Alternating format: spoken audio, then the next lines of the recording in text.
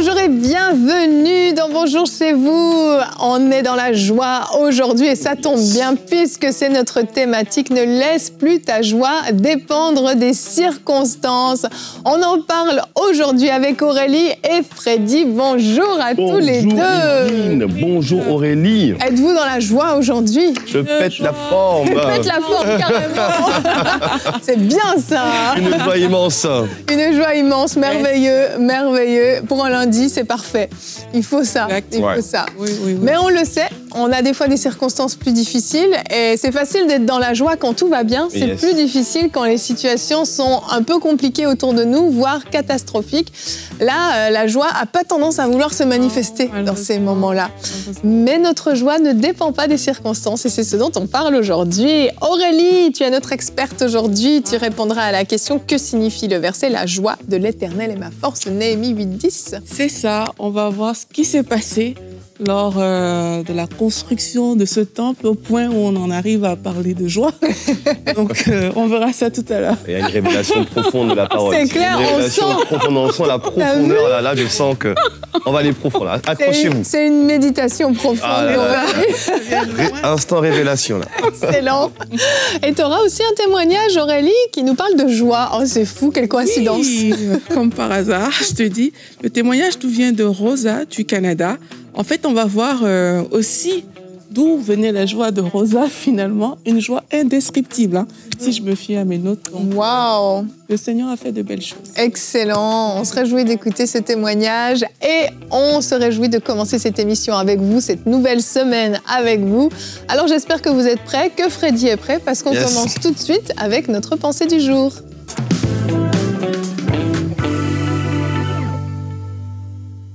La parole de Dieu déclare « Je suis dans la joie quand on me dit « Allons à la maison de l'Éternel ».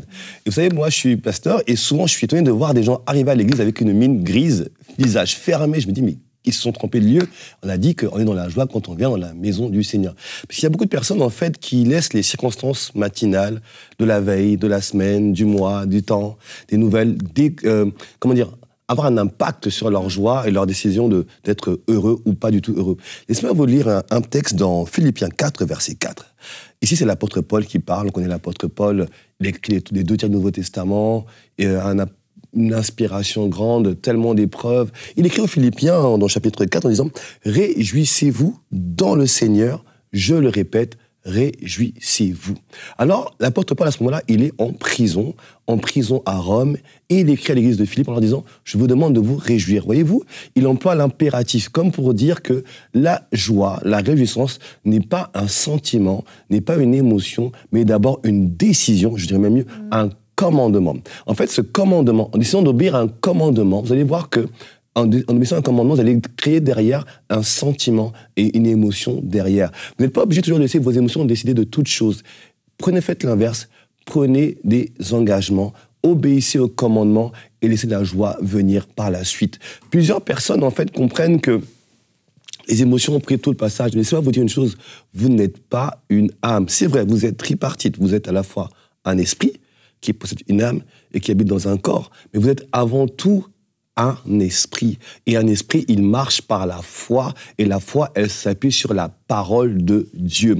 Alors, quand le Seigneur nous dit par la bouche de son serviteur, réjouissez-vous, ça veut dire qu'il n'attend pas que ça se passe bien autour de vous. Il n'attend pas qu'il y ait une bonne nouvelle, qu'il y ait eu une promotion au travail, qu'il y ait eu une bonne nouvelle familiale. Non. Peu importe, je prends la décision de me réjouir. Ça veut dire quoi? Je vais sourire, je vais être joyeux, je vais le manifester. Peu importe les nouvelles, bonnes ou pas, je serai joyeux. Faites-en l'expérience et vous verrez qu'en fait, la joie vient en étant joyeux. C'est étonnant, mais c'est ça. La joie vient en étant joyeux. Décidez de le faire. Mettez la parole devant et dites-vous aussi une chose. En fait, Dieu ne vous demandera pas une chose qu'il ne vous a pas déjà permis de faire ou que vous n'avez pas donné la grâce de le faire déjà. Et vous avez reçu à la nouvelle naissance un esprit, un merveilleux esprit, l'esprit du Seigneur, le Saint-Esprit. Quand il est en vous, il produit des fruits, l'amour, la douceur, la paix, mais aussi la joie. Alors la joie, en fait, elle n'est pas à l'extérieur, elle est à l'intérieur de vous. Décidez de la faire sortir de l'intérieur de vous. Ça veut dire que vous pouvez avoir un impact sur votre environnement. Moi, j'aime bien arriver dans un endroit où les gens sont tristes. Alors j'arrive avec un grand sourire et bon, vous allez être surpris, mais j'aime bien les enterrements. Ah oui, ouais, c'est étonnant. Oui, mais j'aime les enterrements. Pourquoi? Parce qu'en fait, les gens sont tellement fermés. Et c'est là qu'en fait, j'aime amener la parole de Dieu avec joie. Et ça casse l'ambiance de l'enterrement. Et mais c'est qui ce pasteur qui nous fait sourire? Et là, la joie est là. Les gens sourient. Et vous serez surpris. Plusieurs donnent leur vie à Christ lors des enterrements parce qu'on apporte une joie. Les gens ont besoin de joie. Alors laissez votre joie sortir et impacter votre environnement. Waouh, merci. Donc toi, c'est pas juste la joie sur la terre, c'est aussi au ciel. Au ciel, voilà, éternel. La joie du ciel qui descend sur la terre, en fait, carrément. Il fait descendre la joie. Naissance, voilà, wow. Ah, mais c'est super, hein. Rien que ça. Je comprends ce que tu as voulu dire, je viens de comprendre. J'aime quand tu dis décider de manifester le fruit de l'esprit de la joie, parce que oui, c'est une décision, en fait. Et parfois, on croit, quand on parle de joie qui dépend ou non des circonstances, on croit que la joie doit nous tomber dessus à un moment donné et que c'est quelque chose qui dépasse notre volonté. Oui. Alors qu'en fait, c'est tout l'inverse. C'est un choix et notre décision d'être joyeux va amener la joie. Exactement. Et c'est ce que tu disais, hein, être joyeux, décider d'être joyeux va amener la joie. Et c'est vrai que ça paraît un peu absurde, en fait, de faire ça. Et on peut se dire, est-ce qu'on est en train de nous dire de faire l'autruche, d'être dans le déni? C'est pas ça, c'est ça. C'est pas ça du tout qu'on est en train de dire, je veux le préciser tout de suite. Vous avez le droit, en fait, de ressentir des émotions. C'est normal, et Dieu a mis des émotions en nous, des positives, des négatives, c'est OK. Vous avez le droit de ressentir de la tristesse, de la peur, de l'inquiétude. C'est pas de faire comme si la chose n'existait pas. C'est pas ça du tout. Mais en fait, c'est de ne pas rester dans cet état-là. C'est de décider, waouh, je viens d'apprendre une mauvaise nouvelle, je suis sous le choc, j'ai des émotions qui montent, de la tristesse, je suis en train de commencer à me faire un scénario catastrophe peut-être, et puis là, tout à coup, non, je refuse ça. Non, je choisis la joie. Et là, on a un verset qui monte dans notre cœur. On a un cantique qui monte et on commence à chanter. On commence à déclarer l'inverse de ce qu'on vit. Et là, tout à coup, on commence à avoir une réelle joie. Au début, c'est un peu simulé, si on veut, mais ça devient vrai, en fait, à l'intérieur après. Exactement. En fait, beaucoup de gens pensent qu'ils sont hypocrites parce qu'en fait, ils mettent l'accent sur les émotions. Non, en fait, vous êtes un esprit. Alors, quand vous décidez d'être joyeux, vous n'êtes pas hypocrite, vous marchez par la parole de Dieu. Et l'âme, elle vient suivre derrière, elle vient obéir à la parole. Et j'aime beaucoup quand tout à l'heure, on parlait du fait qu'on doit créer des circonstances pour être joyeux. C'est vrai que souvent, les gens me disent... mais j'ai pas le droit d'être triste. On peut être triste. On peut être triste. On a le droit à la tristesse. On a le droit à être mal. Mais ne restons pas dans cet état. On peut être triste. Ça peut prendre un certain temps, c'est vrai. Mais décider de marcher par la parole de Dieu. Et donc, on doit se forcer à être joyeux. Moi, il faut avoir moi, j'ai des amis qui me rendent joyeux. Alors, dès que ça va pas, j'appelle certains. Je sais qu'avec eux, au bout de 2-3 minutes, je vais commencer à rigoler. Et il faut avoir des gens comme ça, des gens qui vous donnent la joie du Seigneur, qui vous obligent à sortir de l'état de tristesse. On peut l'avoir, mais ne restons pas dedans. Vraiment. C'est tellement important. J'aime beaucoup ce qui a été partagé dans la pensée du jour aussi au niveau du fait qu'on dit que c'est de l'intérieur que ça vient. Parce que justement, quand on parle d'émotions et tout ça, c'est parce que c'est de l'extérieur qu'on pense que la joie va venir. Mais quand tu réalises que c'est vraiment de ton intérieur que la joie va jaillir, mais là, je crois que c'est quand même une perception différente. Je me rappelle quand j'avais perdu mon frère, bien sûr, t'es abattu. Ouais, c'est sûr.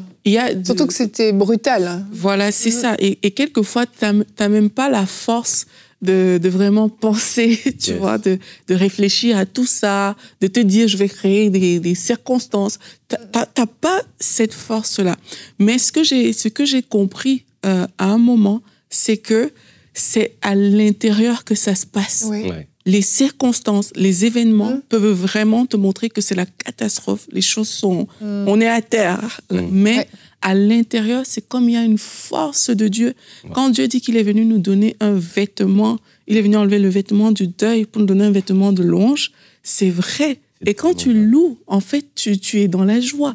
Tu bénis le Seigneur. Et quand je dis ça vient de l'intérieur, c'est aussi ça que Pasteur Freddy disait, c'est que le Saint-Esprit qui habite à l'intérieur de toi, c'est la source de la joie.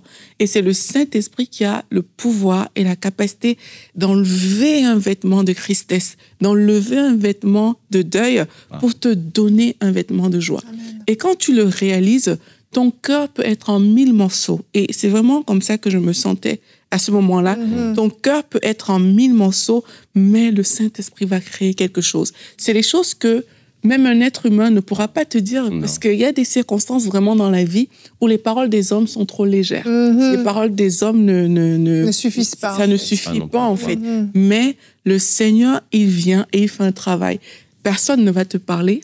La situation est peut-être réelle, personne ne va te parler, mais à l'intérieur de toi, il y a quelque chose que le Seigneur a fait. Et moi, ça m'a conduit à la louange concernant ce deuil-là. J'ai commencé à dire, merci Seigneur d'avoir permis que je connaisse mon frère. Wow, merci pour les jeux que j'ai eus avec lui. Même nos petites bagarres quand on était enfants. Je veux te dire merci pour cela. Mais en fait, il y a eu une transformation à l'intérieur. Et en fait, la louange s'est manifestée par ces actions de grâce. Parce que les gens pensent aussi souvent quand on va dire louer, c'est que, tu serais dans une euphorie, je ne sais pas. Mais c'est que l'action de grâce va commencer à sortir. Ça va changer ton regard, ta perception, et ça va faire la différence dans ton cœur. Amen, c'est tellement vrai. Ça fait toute la différence. Et je vais partager juste notre verset du jour parce que je trouve que ça va tellement bien avec ce que tu viens de partager, Aurélie. Habakkuk 3, au verset 18, nous dit « Mais moi, je veux me réjouir en l'Éternel. Je veux être dans l'allégresse à cause du Dieu de mon salut. » Mais si vous me permettez, on va aller voir comment Habakkuk en est arrivé à dire ça. Qu'est-ce qui se passe juste avant? Vous savez, des fois, il faut prendre le contexte. Hein, ça semble très beau ce qu'il dit là. Mais écoutez ce qu'il dit au verset 16. J'ai entendu et je suis tout bouleversé. Il vient d'apprendre une terrible nouvelle. À cette voix, mes lèvres tremblent. La pourriture vient dans mes os et mes jambes tremblent. Wow. Vous imaginez le genre de nouvelle qu'il a apprise. Sans bouger, j'attends le jour de la détresse, le jour où notre assaillant marchera contre le peuple. En effet, le figuier ne fleurira pas, la vigne ne produira rien, le fruit de l'olivier manquera, les champs ne donneront pas de nourriture, les brebis disparaîtront du pâturage et il n'y aura plus de bœufs dans les étables. Horrible. On imagine jamais vu ça, la pire circonstance. Wow. Et là, il y a le « mais » qui fait toute la différence. Verset 18, « Mais moi, je veux me réjouir » et une décision qui est prise. « Je veux me réjouir en l'Éternel. Je veux être dans l'allégresse à cause du Dieu de mon salut. L'Éternel, le Seigneur, est ma force. Il rend mes pieds semblables à ceux des biches. Il me fait marcher sur mes hauteurs. » Là, je trouve que Habakkuk nous montre le scénario parfait. Tu vis la nouvelle. Il écrit, il décrit ce qu'il ressent. Son corps qui tremble, il vit cette émotion, il la ressent. Il n'est pas dans le déni, il la ressent, mais il choisit. Mais moi, je veux me réjouir. Est-ce que vous pouvez dire à la maison, mais moi, je veux me réjouir? Quand j'ai lu ce verset, quand je préparais l'émission, j'ai commencé à parler en langue toute seule dans mon bureau et je l'ai envoyé à ma sœur qui traverse des moments difficiles et que j'exhorte beaucoup en lui disant, ne laisse pas les circonstances, ta joie dépend des circonstances. Et je lui ai envoyé ce verset, j'ai juste envoyé comme ça. Elle me répond, elle me dit, j'ai été obligée de parler en langue quand j'ai lu ce verset. En fait, c'est tellement beau de voir ce désir de dire, moi, je renonce à l'inquiétude, à la peur. J'aime tellement ce verset, ça me renvoie à un passage de David qui dit dans les psaumes, restaure la joie de mon salut. Il y a une joie à être dans le salut du Seigneur. Donc en fait, et je pensais à ton témoignage, Aurélie, je me vois que...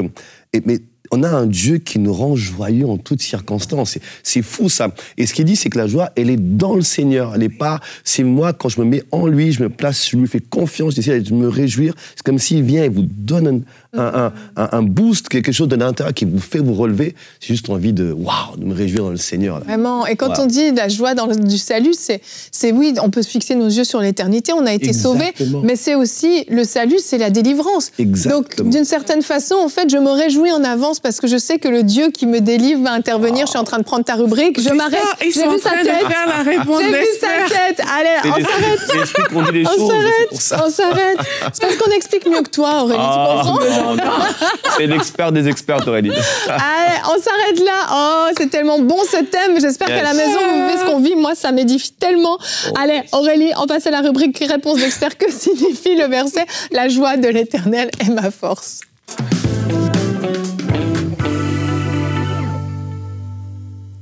C'est beau de voir qu'on a déjà commencé à parler de ce sujet et je sais qu'on se complète, donc c'est très bien. Et on peut se répéter, Aurélie. Voilà, c'est super. Donc oui, que signifie la joie de l'Éternel est ma force? C'est un verset qu'on va retrouver dans Néhémie 8 au verset 10. Mais ce serait difficile de parler de ça sans établir un minimum le contexte. En fait, le contexte, c'est quoi? C'est dans tout le livre de Néhémie, finalement. C'est qu'il y a cet enjeu de rebâtir la muraille de Jérusalem qui était en ruine. Donc, Néhémie va mettre les choses en place pour rebâtir la muraille. Et on arrive à un moment où la muraille même a été bâtie. Mais maintenant, ils portent leur attention sur la construction du temple, la restauration de la nation. Et là, Néhémie va faire venir Esdras. Et ensemble, ils vont réunir tout le peuple. Et lors de cette réunion, en fait, Esdras, il va commencer à lire les livres de la loi. Donc, il va commencer à lire la parole de Dieu. Donc, dans Néhémie 9 au verset 8, on se situe plus ou moins dans ce contexte-là. Et la Bible dit, ils lisaient distinctement dans le livre de la loi de Dieu et ils en donnaient le sens pour faire comprendre ce qu'ils avaient lu. Donc là, ils sont en train de lire la parole. Néhémie, le gouverneur, Esdras, le sacrificateur et le scribe, et les Lévites qui enseignaient le peuple, dirent à tout le peuple, « Ce jour est consacré à l'Éternel votre Dieu. Ne soyez pas dans la désolation et dans les larmes, car tout le peuple pleurait en entendant les paroles de la loi. » Donc, ce qui s'est passé, c'est que la parole de Dieu a créé dans le peuple des pleurs. En fait, une repentance a eu lieu ce jour-là. Le peuple a entendu la parole, son cœur a tellement été touché par la parole de Dieu que le peuple s'est mis à se repentir. Et là, le peuple pleurait en fait sur ses péchés. Et là, ils leur dirent, allez manger des viandes grasses et buvez des liqueurs douces et envoyez des portions à ceux qui n'ont rien de préparé, car ce jour est consacré à notre Seigneur. Ne vous affligez pas. Et c'est là où on a notre verset d'aujourd'hui, car la joie de l'Éternel sera votre force. Yes. Quelles sont les leçons qu'on peut tirer de ce verset? On a un peuple qui est touché par la parole de Dieu. Il est tellement touché par la parole de Dieu qu'il se met à pleurer en fait sur ses péchés.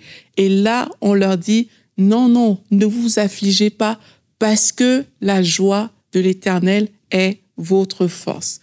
En fait, quand on lit ce verset, on remarque que le désir de Dieu n'est pas que son peuple reste dans les pleurs. Comme on a dit tout à l'heure, Dieu a toujours une joie qui est disponible, même si tu as péché, même si tu as commis des erreurs. Et Dieu, il est prêt à te donner cette joie-là, exactement comme avec le peuple ici. Ils pleuraient, ils étaient en train de se repentir alors qu'ils écoutaient la parole de Dieu, mais on leur dit, arrêtez de pleurer, la joie du Seigneur est votre force. C'est vrai, la Bible nous dit que la tristesse que produit l'esprit amène à la repentance. Ça veut dire que parfois, il y aura des situations où tu as commis quelque chose de mauvais. Dans ton cœur, tu n'as pas cette joie, il y a quelque chose qui te dérange, mais quand ça vient de Dieu, ça va te pousser vers la repentance, comme ça a été le cas pour le peuple.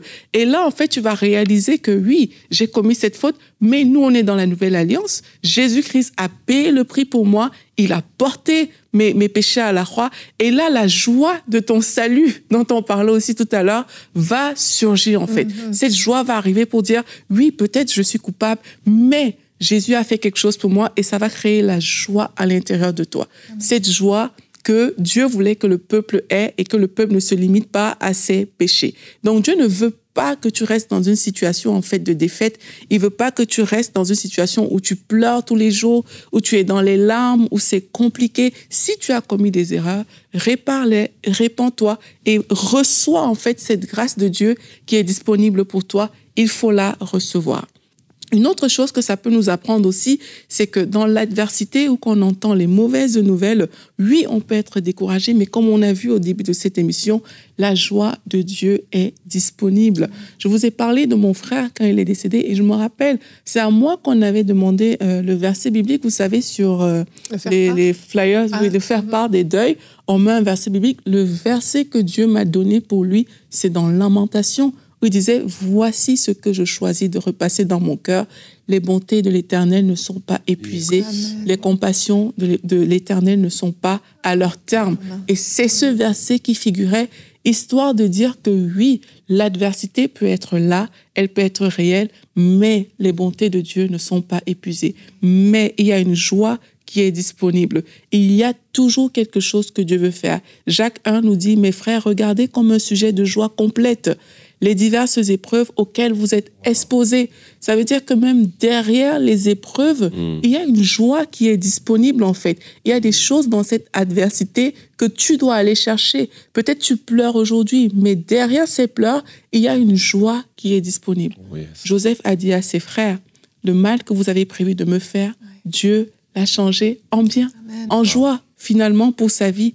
Et la Bible nous dit que toute chose concourt au bien de celui qui aime Dieu. Donc, tu dois savoir aujourd'hui, même si tu as de l'adversité, même si tu pleures, qu'il y a une joie qui est disponible pour toi. Et ce, peu importe la situation, peu importe sa gravité, il y a une joie qui est disponible.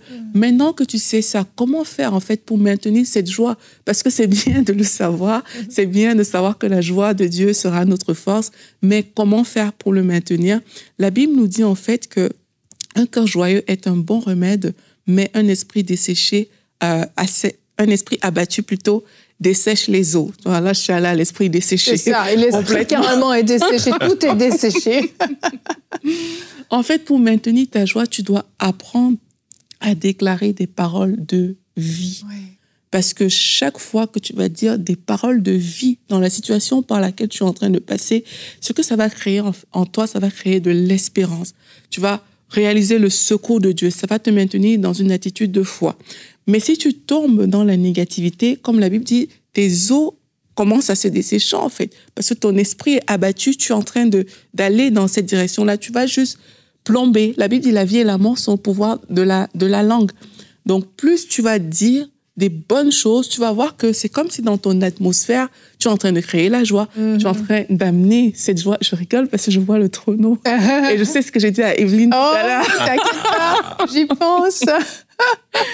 Donc, plus tu dis des bonnes choses, tu crées quelque chose de positif. Et quand tu vas dire des choses qui sont pas bonnes parce que tu es dans cette situation-là, mais tu vas voir que tu es en train de semer des mauvais fruits. Donc, il faut dire des choses positives. Lorsque vous sentez que votre cœur est abattu, vous sentez que vous avez la tristesse, osez dire les choses positives. Est-ce que ça veut dire que tu dois sourire à tout de façon hypocrite? Non. Osez aussi vous déverser dans la présence de Dieu. Parfois, comme j'ai dit, il n'y a même pas de mots, mais tu es juste dans la présence de Dieu. Ça fait mal, c'est douloureux, mais tu restes dans sa présence et tu es en train de te déverser, tu es en train de te décharger. Et la Bible nous dit en fait, de déposer nos fardeaux au pied de Dieu. Et en retour, ça dit, prenez mon joug. Mon joug est doux, mon joug est léger. Il faut que tu acceptes de prendre ce joug de Dieu. Il faut que tu acceptes de le prendre. Il faut que tu acceptes d'échanger la tristesse que tu peux avoir aujourd'hui contre la joie que Dieu a à t'offrir. Ésaïe 61, l'Esprit du Seigneur est sur moi. J'aime trop ce verset, car il m'a oint pour accorder aux affligés de Sion, pour leur donner un diadème au lieu de la cendre, une huile de joie au lieu du deuil, un vêtement de louange au lieu d'un esprit abattu. Amen. Alors que tu choisis de te décharger sur Dieu, il a des choses disponibles. Il a cette joie qui est disponible pour toi. Donc, je vais t'encourager aujourd'hui, échange ta tristesse contre la joie du Seigneur. Échange cette tristesse. On va prier ensemble pendant quelques minutes. Juste échange là où tu es. Prends le temps de dire à Dieu, Seigneur, je viens déposer cette tristesse. Oui, cette situation est trop dure pour moi. Cette situation me met dans un état vraiment difficile. Mon cœur est meurtri. Prends le temps de lui dire, mais choisis de déposer aujourd'hui. Dépose à ses pieds et en retour, prends la joie qu'il a à t'offrir. Aujourd'hui, il t'offre un vêtement de louange. Seigneur, nous voulons te dire merci pour toutes ces personnes qui sont en train de déposer dans ta présence ces vêtements de tristesse, ces vêtements de deuil.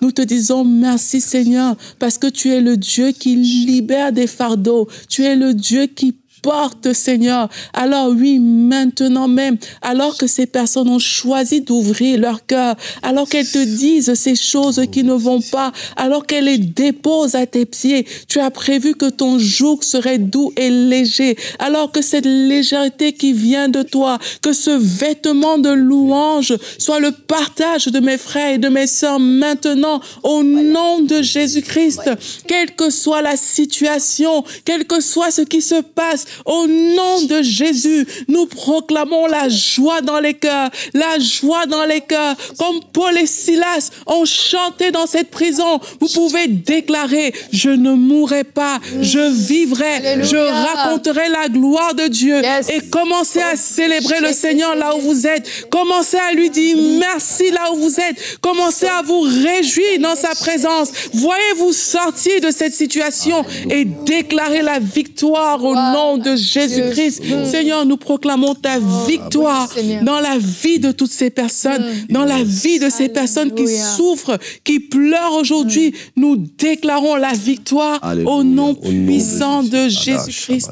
Merci Seigneur. Gloire à Dieu. Amen. Alléluia. Amen. J'ai envie de chanter. Je veux me réjouir, Dieu de mon salut. Si vous connaissez ce chant, chantez-le, allez le chercher sur YouTube et commencez à célébrer. Alléluia. Gloire à Dieu. Ouh.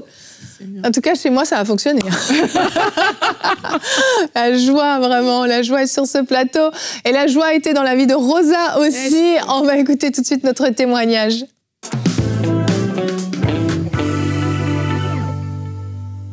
Donc, Rosa du Canada, elle nous a écrit aujourd'hui, elle nous dit en fait, je voulais être une femme au service de Dieu. Cependant, à cause du mal que j'ai subi de la part des autres, je me suis éloignée de lui. J'ai beau prier, fréquenter l'église, je n'arrivais plus à ressentir la présence de Dieu. Elle s'était éloignée vraiment parce que son cœur était meurtri. Et un jour, alors qu'elle était en train d'écouter une de nos émissions, il y a une parole qui est sortie comme ça. Elle dit que c'est Frank qui a donné ces paroles. Il a dit « Ne retourne pas dans ton passé ». Et alors qu'elle a entendu ces paroles, elle savait que ces paroles étaient pour elle, en fait. Et elle dit que ce jour-là, en fait, Dieu l'a visitée, a restauré sa relation avec lui. Elle dit que la joie qu'elle a ressentie ce jour, c'était une joie indescriptible. Wow. Et alors qu'elle a ressenti cette joie pendant qu'elle suivait l'émission, sa prière, elle dit que sa prière était maintenant très simple. Seigneur, je ne veux rien d'autre que te servir. Je ne veux rien d'autre que le faire. Wow. Et d'ailleurs, suite à ça, parenthèse, elle est devenue partenaire de EMCI suite à cette joie qu'elle a ressentie. Elle nous écrit aujourd'hui pour nous dire « Je suis en paix. Dieu m'a transformée. Je le servirai. » Encore et encore. Ça, c'est le discours d'un cœur joyeux. Vraiment. Il s'est passé tant de changements en moi que je n'arrive même pas à tout exprimer. J'ai attendu ce jour pendant si longtemps. Moi qui ne supportais plus mon comportement ni la vie que je menais, je pleurais la nuit car je voulais tellement me retrouver près de mon Père. Et bien, Dieu lui a donné cette joie. On bénit le Seigneur pour Rosa du Canada. Amen. Merci Rosa. Merci pour votre soutien aussi. Merci à tous les partenaires qui rendent ces émissions possibles. Ah, la joie du Seigneur est votre force. Vraiment, vous pouvez le déclarer avec assurance. La joie de l'Éternel est votre force. Merci Aurélie, merci à toi Freddy. Merci à vous. Ah, demain, ça va être une belle journée. Ne laisse pas tout le monde entrer dans ta vie. Et avec toi Freddy, on va voir un peu les critères pour sélectionner. Les bonnes personnes, qui est-ce qu'on garde, qui est-ce qu'on met dehors. On fait un petit tri demain. Exactement, on fera le tri. Toi oui, toi non, oui, non, oui, non. Non, plus sérieusement, c'est un thème super important. On va voir l'influence qu'ont les autres sur nous et quelle influence nous, on a sur eux également. Donc, on vous dit à demain dans la joie, dans la bonne humeur. Allez, bonjour chez vous.